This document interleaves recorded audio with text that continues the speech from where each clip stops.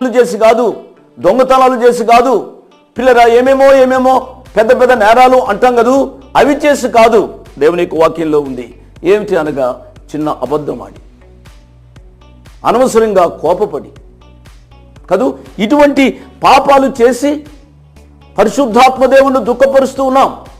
చాలామంది అనుకుంటారు ఏమిటనగా ఇవి చిన్న చిన్న అబద్ధాలే కదూ, పర్వాలేదులే అనుకుంటాం. కానీ ఆధ్యాత్మిక జీవితంలో దేవుని దుఃఖపరిచే విషయాలు, తద్వారా ఆయన మీద ఉన్న ప్రేమను పోగొట్టుకుంటున్నామో అనే విషయాన్ని మనం గమనించాలి. టీవీలో మాట్లాడినంత మాత్రం చేత, రేడియోలో మాట్లాడినంత మాత్రం చేత, వేదికల మీద మాట్లాడినంత మాత్రం చేత మీకంటే గొప్పవారు అనుకునవద్దు ప్రియులరా. మాకంటే మీలో చాలామంది గొప్పవారు ఉన్నారనే సత్యాన్ని నేను ఒప్పుకుంటున్నాను. నాకు తెలుసు అండి. నేను మనవి చేస్తూ ఉన్నాను, మొదటి ప్రేమ కోల్పోవడానికి దేవుని పరిశుద్ధాత్మను దుఃఖపరుస్తూ ఉన్నాం.